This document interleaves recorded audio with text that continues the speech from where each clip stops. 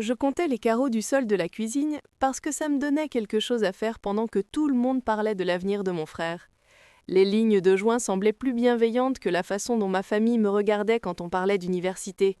L'école professionnelle est plus réaliste pour toi, disait ma mère, Margaret, en poussant vers moi une brochure pour des certifications en CVC, avec un sourire qui ressemblait à une porte qui se referme. Ma tante Sarah acquiesçait avec compassion et ajoutait « Ton frère est le cerveau, ma chérie, il a besoin du fond pour l'université. Toi, tu trouveras quelque chose dans quoi tu es douée. » Et moi, Emma, je comptais du frigo à l'évier en faisant semblant de ne pas remarquer quand mon père, présence discrète mais constante, évitait mon regard. Ils ne me traitaient pas de stupide, pas au début. C'était dans leur façon de me demander d'être réaliste chaque fois que je parlais de filière ou d'université. C'était dans le rictus de mon frère aîné, Jason, l'enfant prodige avec ses 1200 SAT et son prix de leadership exemplaire en terminale, quand il me voyait étudier. Trouve-toi juste un mari, plaisanta-t-il un soir au dîner alors que j'essayais d'expliquer pourquoi la chimie organique me fascinait. Les filles n'ont pas besoin de diplôme STEM, renchérit ma cousine Amanda en riant, et ma mère haussa les épaules comme si tout cela relevait du bon sens. Les mots se déposaient comme du gravier dans mes chaussures. Je pouvais marcher, mais ça faisait mal. Quand je dis que je n'étais pas censée être rien, je veux dire que le verdict avait été rendu bien avant la première. Les réunions parents-professeurs étaient pleines d'expressions comme « travailleuse mais pas naturellement douée » et « moyenne au test ». Je l'ai internalisé, puis j'ai construit une architecture de secrets autour des parties de moi auxquelles ils ne croyaient pas. Ma meilleure amie, Jessica, plaisantait en disant que mon sac à dos était une poupée russe de manuels. Calcul, biologie, chimie, philosophie, emboîté et caché. Elle me regardait sortir un Princeton Review SAT emprunté du fond de la pile et chuchotait « C'est ta vie secrète, n'est-ce pas ?» Je souriais sans rien dire parce que le secret me semblait prêt à se briser si je le prononçais à voix haute. J'étudiais la nuit, quand la maison dormait, la lueur de mon ordinateur ressemblait à un phare dans la tempête. Le rythme des tests chronométrie devenait mon battement de cœur. Je m'imposais un couvre-feu que j'ignorais pendant des mois. Quand je fermais les yeux, je voyais des énoncés et des tableaux de données. J'avais le goût du café noir et de la poussière de gomme. Le ronronnement du chauffage et le tic-tac de l'horloge formaient un métronome qui mesurait la distance entre celle que ma famille pensait que j'étais et celle que je pourrais devenir si je refusais leur définition. Un soir, à 2 heures du matin, ma mère m'a trouvé en train de pleurer doucement sur des problèmes de physique, et au lieu de me demander ce qui n'allait pas, elle m'a touché l'épaule et a dit « Ce n'est pas grave, certaines personnes ne sont pas faites pour ça. Le community college, c'est plus ton niveau. » J'ai hoché la tête et ravalé l'explication sur le couple et les équations qui commençaient à éclore dans ma poitrine. Quand mes scores SAT sont arrivés, j'ai caché l'enveloppe. Nous étions à notre dîner familial de décision universitaire, un événement annuel inventé par ma tante Sarah, pour que tout le monde reste sur les rails. Je suis restée là avec un sourire fade, pendant qu'on portait des toasts aux écoles de rêve de Jason et qu'on spéculait sur le dortoir qu'il obtiendrait à State, même si ses dossiers étaient maigres. L'enveloppe dans la poche de mon suite semblait avoir un pulse. Je me suis excusée. J'ai glissé sur le porche et je l'ai ouverte sous une lutte vacillante. Les chiffres m'ont fixé. 1580. Mes mains tremblaient tellement que j'ai laissé tomber le papier. Je l'ai regardé au sol et j'ai entendu la voix de Jessica dans ma tête, comme si elle se tenait à côté de moi. Tu n'es pas moyenne, tu as juste appris à travailler en silence. Quand je suis rentrée, j'ai glissé le relevé de score dans une chemise cartonnée, la première d'une longue série. Et j'ai fait semblant de ne pas remarquer quand la petite garcine de Jason, Amanda, s'est penchée au-dessus de la table pour annoncer fort « Au moins ta sœur a une bourse complète pour State ». Elle l'a dit avec un clin d'œil, laissant bien entendre qu'elle ne me voyait aller nulle part de prestigieux. « Emma, ajouta ma mère, tu te souviens du programme dont on a parlé, celui qui t'aide à apprendre un métier en 6 mois? Tu serais immédiatement employable. » J'ai souri et émis un son évasif, parce que ce que ma famille ignorait, c'est que j'avais déjà été acceptée à un programme d'été pour lycéens à Johns Hopkins, et je tenais une lettre qui allait ouvrir une porte que je cognais en silence depuis des années. Être sous-estimé apprend à distinguer les vraies conversations des mises en scène. À la maison, la plupart du temps, c'était la deuxième. Les seules discussions réelles avaient lieu dans des recoins, comme le bureau de la conseillère d'orientation un mardi pluvieux, quand Madame Patel m'a pris à côté et a dit « Ce que tu fais de ton silence est extraordinaire. Où veux-tu aller ?» Je lui ai dit dans une voix qui semblait attendre d'être libérée « Je veux être chirurgienne. » Elle n'a pas rigolé. Elle a sorti une liste d'écoles qui m'a fait tomber l'estomac. Stanford, Yale, Princeton, MIT, Johns Hopkins, Northwestern. Il nous faudra un plan, a dit-elle, et pour la première fois, quelqu'un a dit « nous » en le pensant. J'ai créé des tableaux qui auraient rendu fier un chef de projet. Échéance d'essai, calendrier de lettres de recommandation, formulaire d'aide financière, bourse. Je lisais des essais modèles à la bibliothèque, puis j'écrivais les miens dans l'application Notes de mon téléphone pour que ma famille ne les trouve pas. J'ai tissé mes sessions d'études nocturnes avec des souvenirs des mains de ma grand-mère, la cicatrice à son poignet d'une opération qui lui avait rendu la capacité de faire des raviolis avec moi chaque nouvel an. J'ai écrit sur la première fois où j'ai tenu un scalpel dans un labo d'anatomie d'été et où quelque chose s'est déclenché. Pas juste de l'intérêt, mais un but. Les emails ont commencé à tomber à l'automne, des objets simples qui clignotaient comme des secrets. Candidature reçue, merci de votre intérêt, mise à jour de portail. J'ai gardé un dossier dans ma boîte mail avec des noms anodins, reçu, reçu 2, reçu 3, pour que ma mère ne reconnaisse pas les motifs si elle me demandait de retrouver un paiement. J'imprimais des brochures et je les glissais dans des cahiers de maths. Si quelqu'un voyait dépasser un bout de bleu Yale ou de rouge cardinal Stanford sous des feuilles d'exercice, je disais que j'utilisais le papier épais comme intercalaire. Je pensais être paranoïaque, mais c'est devenu nécessaire quand j'ai ouvert la porte de ma chambre un jour et trouvé ma mère, Margaret, tenant une enveloppe à moitié ouverte à mon nom, avec un blason qui ne laissait place à aucune ambiguïté. « Qu'est-ce que c'est » demanda-t-elle calmement, comme si elle n'avait déjà pas lu la première ligne. Je me suis figée. « Du mail » dis-je bêtement. Elle retourna la lettre et vit « finaliste boursier national mérite ». Et quelque chose traversa son visage, qui n'était pas de la fierté, c'était de la peur. Ou peut-être la réalisation que le récit qu'elle avait bâti ne pouvait pas me contenir. Nous discuterons d'options réalistes, dit-elle en posant le papier sur mon bureau, comme s'il pouvait mordre. La soirée de la fête de remise de diplôme de Jason fut un brouillard de fumée de barbecue et de rire, le tintement de bouteilles de bière bon marché et le bourdonnement de banalités. Ma tante Sarah porta un toast qui incluait la phrase « Montrez l'exemple à ta petite sœur » et la foule applaudit comme si elle s'était entraînée. Quand la musique monta, mon téléphone vibra dans ma poche arrière et je me glissai dans le couloir pour vérifier. Un objet d'email clignotait. Félicitations de la part de Princeton. Le monde se rétrécit au doux déclic de la porte de la salle de bain que je refermais derrière moi, à l'odeur de savon à la lavande, au ronronnement sourd de la VMC au-dessus de ma tête. J'ai ouvert le message et je suis restée très immobile. La première phrase m'annonçait mon admission. La seconde parlait d'un paquet de bourses. 95 000 de subventions renouvelables sur 4 ans. Je me suis assise sur le bord de la baignoire parce que mes genoux ne me semblaient plus fiables. Puis mon téléphone a sonné, un numéro du Connecticut, et une voix chaleureuse m'a saluée. « Bonjour Emma, ici le doyen Collins de Yale. Je voulais te féliciter personnellement pour ton admission et t'informer que tu recevras une bourse au mérite de 180 000. Nous sommes ravis de t'accueillir. » J'ai murmuré des merci, en veillant à garder ma voix stable, et quand j'ai raccroché, j'ai appuyé mon front contre le miroir frais et j'ai souri à mon reflet comme si nous partagions un secret. Le jour de la fête de remise de diplôme de mon frère, j'ai reçu un appel du doyen de Yale et tout avait l'air inchangé quand je suis retournée dans le bruit. Le timing est étrange. 2 jours plus tard, après une matinée à l'église où ma tante Sarah m'a demandé à haute voix si j'avais envisagé l'école de cosmétologie, puisque tu es si jolie, j'ai reçu un appel du Maryland. « Bonjour Emma », dit la voix. « Ici Amanda, aucun lien avec ta cousine, j'imagine. Des admissions de John Hopkins. Je suis ravie de t'annoncer que tu as été acceptée à la Krieger School avec une bourse complète d'une valeur de 125 000, couvrant les frais de scolarité et les frais.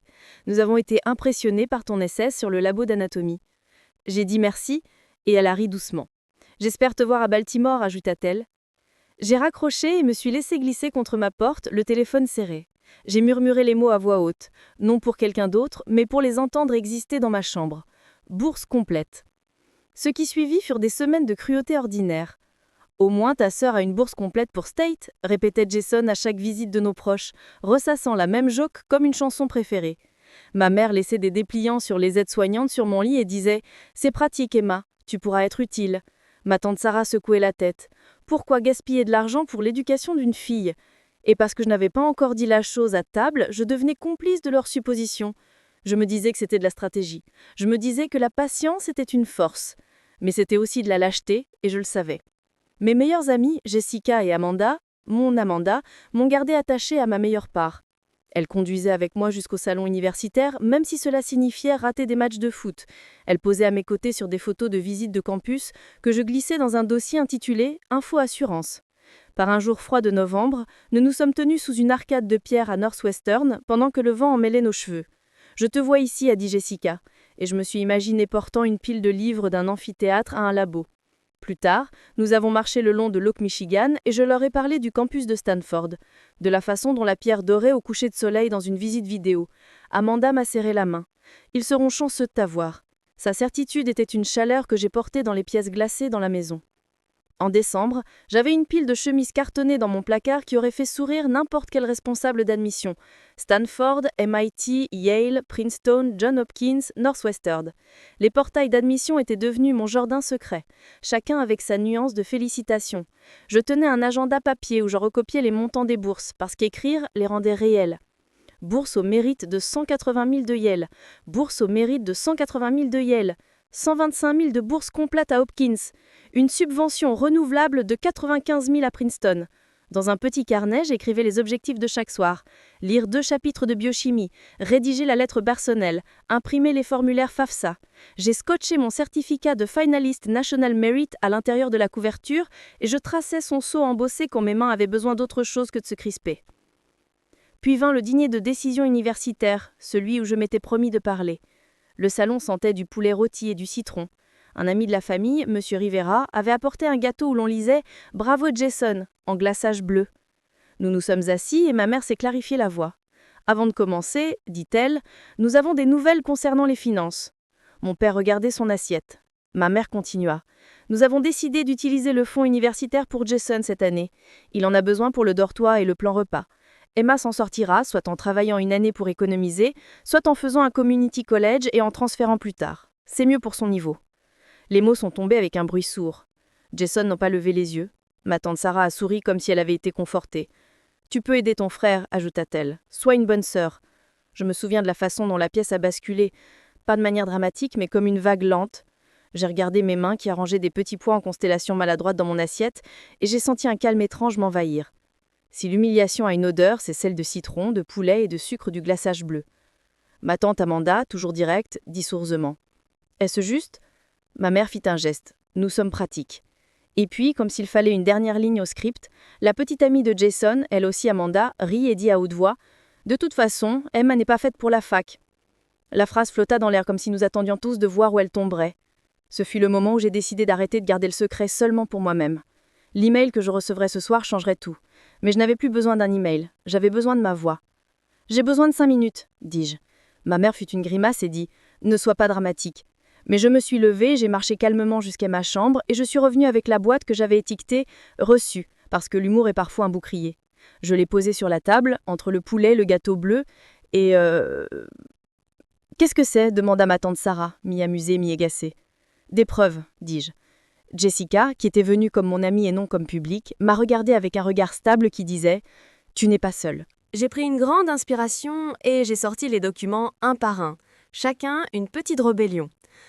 Voici mon score SAT, et je dis, en faisant glisser le 1580 sur la table, la fourchette de Jason a heurté son assiette. Voici mon certificat de finaliste national mérite, je l'ai posé avec soin. Voici mon admission de Yale, avec une bourse au mérite de 180 000. Je tenais la lettre au papier lourd, au blason embossé. Le visage de ma mère a pâli. Voici mon offre de Princeton, et je poursuis, la voix stable, avec une subvention renouvelable de 95 000. Voici mes admissions à Stanford et au MIT. La petite amie de Jason a chuchoté « Impossible !» et je l'ai ignoré. Voici mon offre de bourse complète à Johns Hopkins d'une valeur de 125 000. Je l'ai posée parmi les autres. Et voici, et je dis, en sortant une dernière enveloppe, mon admission à Northwestern, au cas où vous penseriez que j'exagère.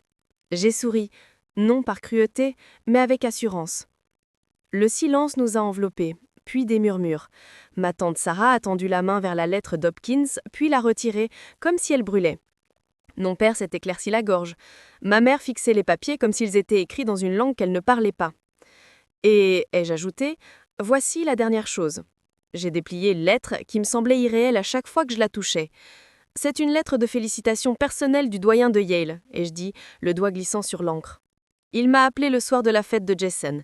J'ai marqué une pause, puis pris une inspiration qui ressemblait à de l'oxygène après trop longtemps sous l'eau. Et voici mon package d'aide financière de Johns Hopkins, totalisant 280 000 sur 4 années, frais de scolarité, logement, repas, livres. Une bourse complète. Le chiffre a sonné comme une cloche dans la pièce. Un instant, tout fut immobile. Puis, les réactions se sont abattues sur moi comme des fronts météorologiques. Nous avons toujours cru en toi, dit ma mère plus vite que je ne l'avais jamais entendu parler, la main sur la poitrine. On essayait juste de te motiver, ajouta tante Sarah au chant si fort qu'on aurait dit qu'elle allait tomber. Jason regardait les lettres, puis moi, avec un mélange d'incrédulité et de quelque chose comme la panique. « Mais tu ne nous as rien dit ?» dit-il doucement, et j'ai presque ri de l'absurdité. Parce que quand j'essayais de parler d'école, et je dis en regardant chacun, vous me disiez que je n'étais pas faite pour la fac. Vous me disiez de trouver un mari. Vous disiez que le community college, c'était mon niveau.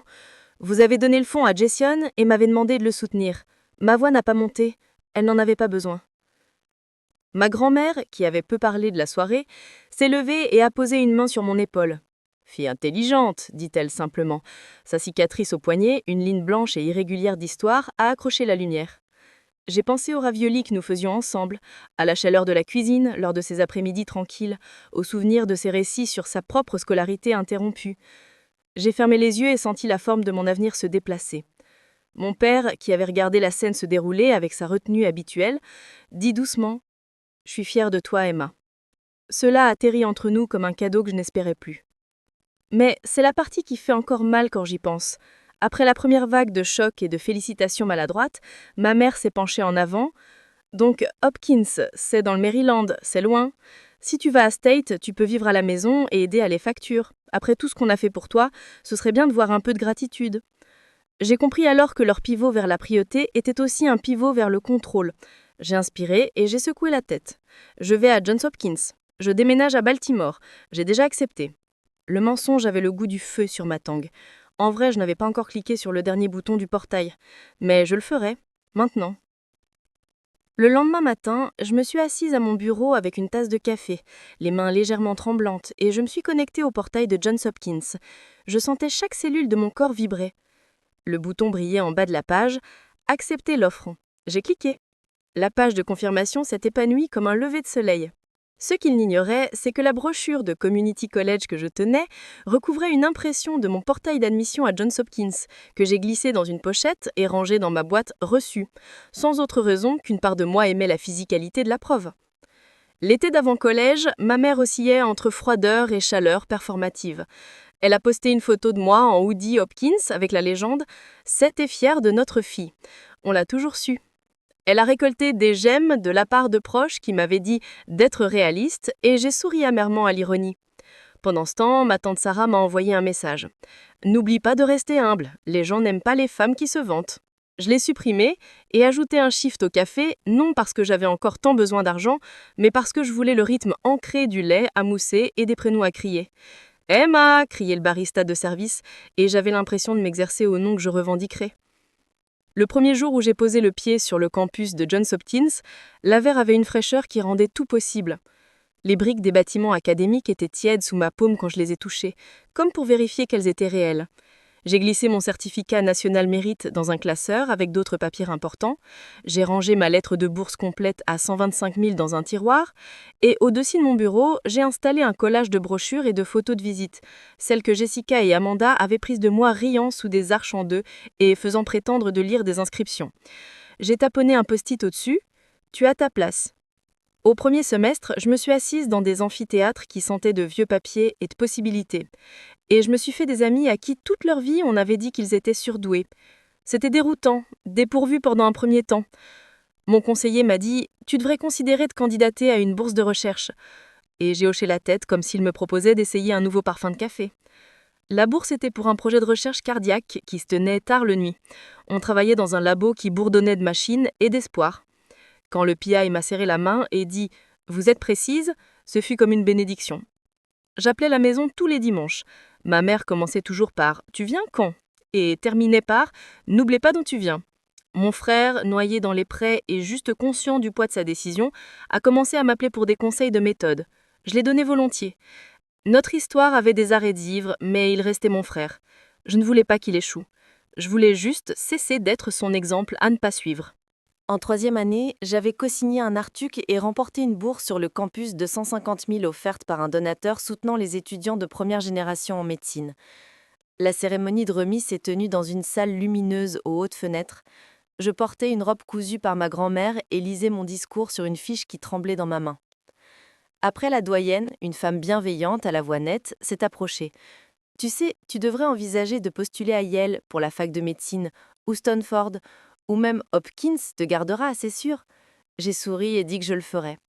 En vérité, j'avais déjà commencé à rédiger mes lettres personnelles pour les programmes de MD, les remplissant de petits détails tendres du service aux patients dans la clinique gratuite où je faisais du bénévolat, de l'odeur de désinfectant et de chewing-gum à la cannelle, de la fillette de 7 ans qui m'a serré les doigts en demandant si j'étais médecin.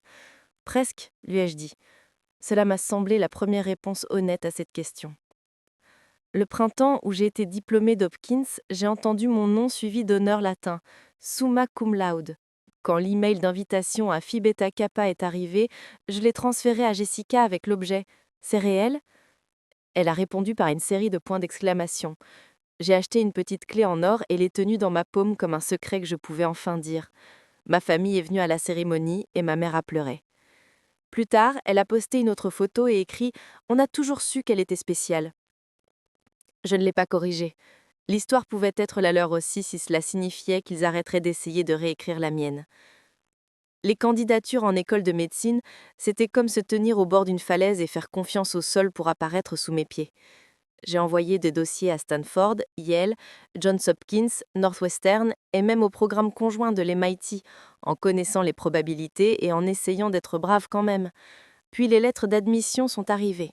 D'abord de Feinberg à Northwestern, puis de Hopkins, puis de Stanford, le blason cramoisi illuminant mon écran comme une fusée éclairante.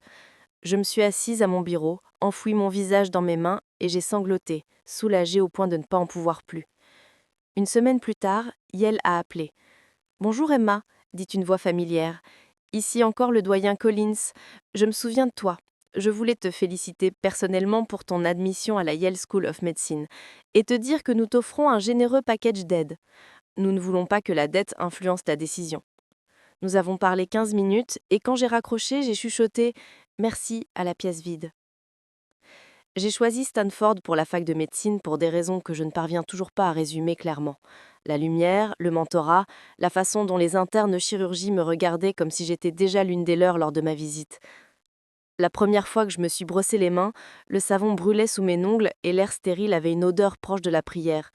J'ai regardé les mains d'un patron se mouvoir avec une certitude terrifiante, et quelque chose en moi a répondu.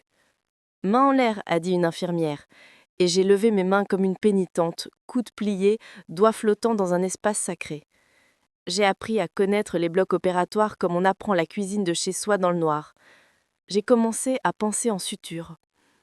En deuxième année, un professeur m'a encouragé à fonder un programme de mentorat pour les filles de notre communauté, leur enseignant des bases de biologie et les présentant à des femmes en médecine. Nous l'avons appelé « Scalpel et Histoire » et nous nous réunissions dans une salle qui sentait le feutre effaçable et l'ambition. Les filles avaient 12 à 17 ans, le regard vif et affamé. « Faut-il être un génie ?» m'a demandé l'une très sérieusement. « Non », j'ai dit. Il faut être têtue, curieuse et prête à travailler quand personne ne regarde. Elles m'ont écrit des lettres à l'écriture ample que j'ai accrochées au-dessus de mon bureau lorsque les entretiens d'internat ont commencé. L'été de mes 27 ans, mon téléphone a vibré d'un email qui ressemblait d'abord à du spam. « Nous aimerions t'inclure dans Forbes 20 Under 30, catégorie éducation », disait-il.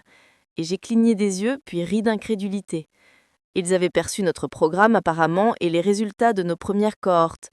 Nous avons fait une interview où je portais un blazer emprunté et essayais de ne pas transpirer.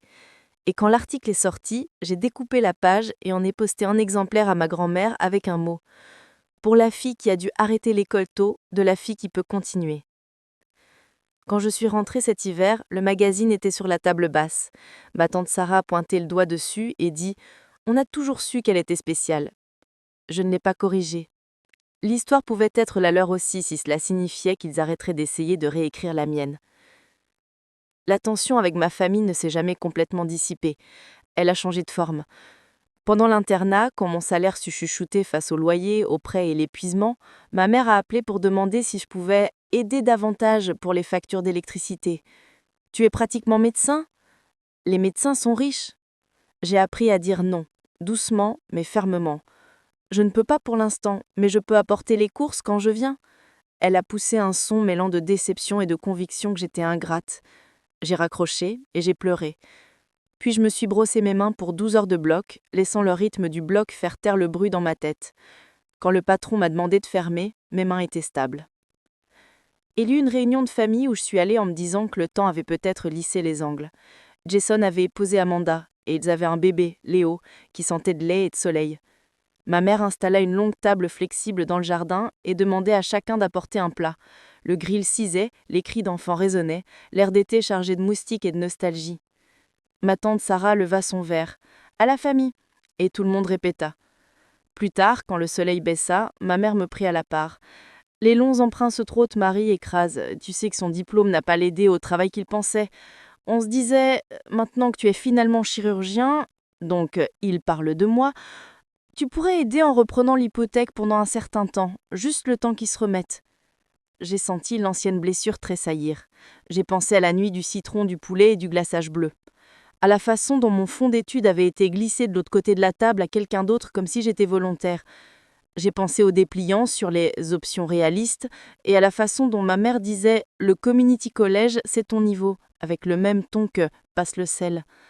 J'ai pensé aux nuits d'anatomie, au certificat national mérite se scotcher dans mon agenda, aux lettres, subventions renouvelables de 95 000, bourse complète de 125 000, bourse au mérite de 180 000, package de 280 000 qui avait fait pencher la pièce vers moi. J'ai pris une respiration et j'ai dit « Non, je ne peux pas payer vos factures ». La bouche de ma mère s'est ouverte. « Après tout ce qu'on a fait pour toi ?» ajouta tante Sarah, apparue comme de la fumée. « Nous t'avons élevé !» J'ai hoché la tête. « Oui, ai-je dit. Et vous avez utilisé mon fonds universitaire pour Jason, et il m'avait dit de sauter l'école pour le soutenir. Vous m'avez dit que je n'étais pas faite pour la fac. J'ai construit ma vie quand même. Je ne vous laisserai pas transformer ma réussite en distributeur. » Elle a émis un son de colère, et un instant j'ai cru qu'elle allait élever la voix. Mais Jason s'est avancé, le visage rouge. « Maman, » dit-il, me surprenant.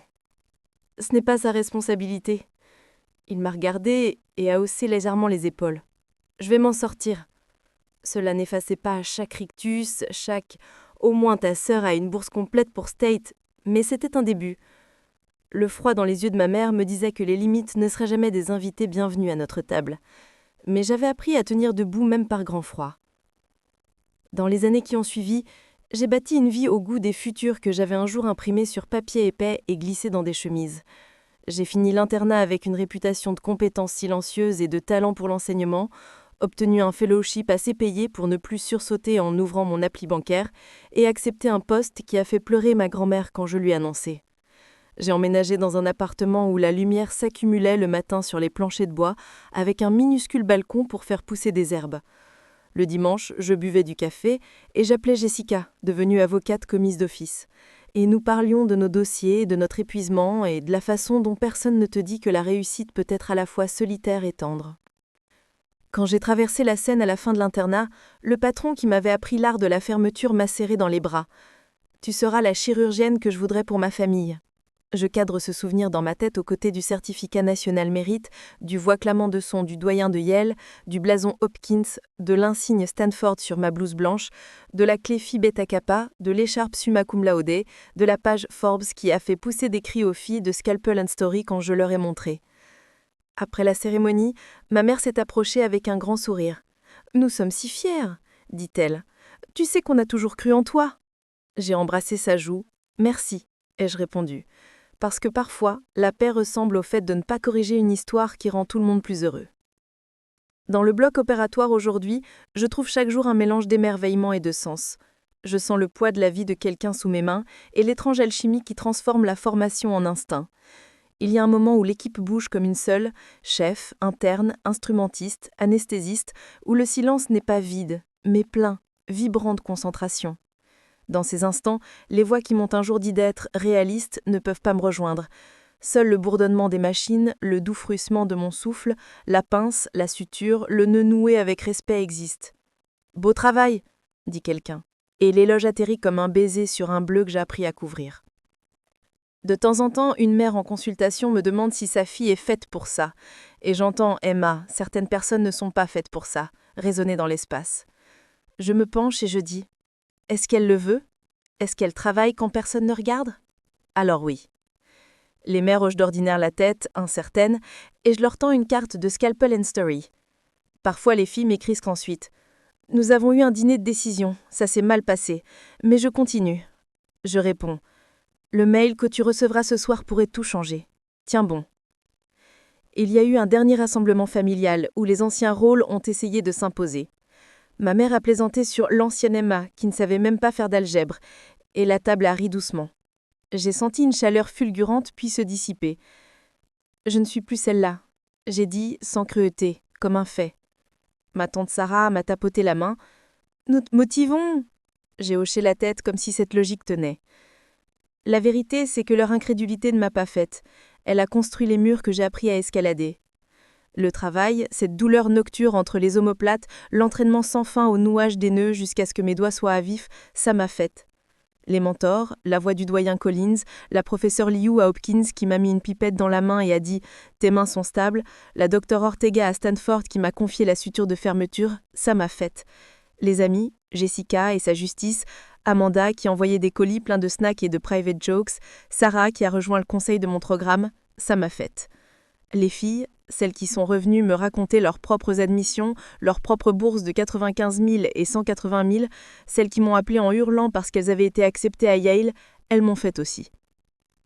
Quand on me demande maintenant comment j'ai fait, je résiste à la tentation du montage. J'ai envie de parler des textures. Le toucher lisse des pages de portail d'admission imprimées sur papier glacé, le poids des lettres de bourse, 125 000, 180 000, 95 000, le package de 280 000 qui ressemble à la fois à un salut et à une responsabilité. J'ai envie de dire comment l'air froid de Baltimore avait un goût en octobre et comment le soleil de Palo Alto pouvait transformer une journée en baume. J'ai envie de dire que j'ai lu des manuels de Stanford, Yale, Princeton et MIT avant de poser le pied sur ces campus grâce à des programmes empruntés et des chapitres photocopiés.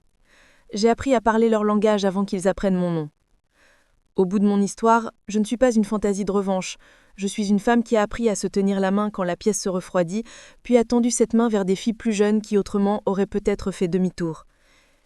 « Tu ne leur dois pas ton triomphe », m'a dit Jessica, un jour quand j'ai avoué qu'une part de moi avait envie de brandir mes diplômes au visage de chaque membre de la famille qui m'avait dit « Trouve-toi juste un mari ». Mais tu te dois la paix. Elle avait raison. Je n'avais pas besoin qu'ils se prosternent. J'avais besoin qu'ils arrêtent de me demander de payer leurs factures avec ma santé mentale, mon argent et mon travail. Alors j'ai posé des limites qui tiennent. Les nuits où l'opération se termine tard et que la ville bourdonne comme un animal fatigué derrière ma fenêtre, il m'arrive de me faire un thé et de ressortir la boîte reçue que je garde encore dans le fond d'un placard. Je passe les doigts sur les blasons embossés, le papier lourd, la preuve concrète que je n'étais pas une rêveuse, j'étais une travailleuse. Je sors la lettre de Yale avec la bourse de 125 000, je jette un œil à l'offre Hopkins, la bourse de 125 000 qui est devenue un campus, une communauté, des amitiés qui sont maintenant dans ma colonne vertébrale. Je déplie la lettre de subvention de Princeton, 95 000 renouvelables, que je n'ai pas utilisée, mais gardée parce que le choix est une forme de richesse que je n'avais jamais connue. Je tiens dans mes mains le package de 280 000 qui m'a autrefois stabilisé quand le sol semblait incertain. Puis je les range, parce que la vraie preuve est accrochée au mur dans un simple cadre, une photo de moi en tenue de bloc opératoire, le regard souriant au-dessus du masque, une jeune fille aux tresses à côté de moi, rayonnante. Pas de la famille, mais la famille quand même. Elle venait de me dire qu'elle avait été acceptée à Northwestern avec une bourse au mérite. « Tu rends la part » avait-elle dit. « Je rembourse une dette » j'ai corrigé doucement. « À la fille que j'étais et aux filles qui viendront après. » Si je ferme les yeux, j'entends encore la voix de ma mère le soir où elle m'a demandé de payer la mitoelle. « Tu es enfin chirurgienne » disait-elle, sous-entendant « Maintenant tu nous dois ». J'ai dit « Non », signifiant « Je me dois ». À moi. Je le dois à la petite Garmine qui comptait les carreaux de la cuisine, à l'adolescente qui pleurait à 2 heures du matin sur des problèmes de physique alors qu'on lui disait que le community college c'est ton niveau, à l'étudiante qui a scotché un certificat national mérite dans un agenda parce qu'elle avait besoin de tenir quelque chose quand les mots manquaient, à la femme qui a décidé de mettre de côté le poulet, le gâteau bleu et l'air citron pour déposer ses papiers sur la table. La révélation n'était pas un « je vous tiens », c'était une déclaration d'existence. Au bout du compte, la seule personne que j'avais besoin de convaincre, c'était moi.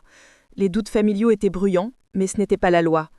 La valeur académique n'est pas définie par qui croit en toi premier. Parfois, elle est du fait que tu refuses que les doutes des autres t'empêchent de marcher.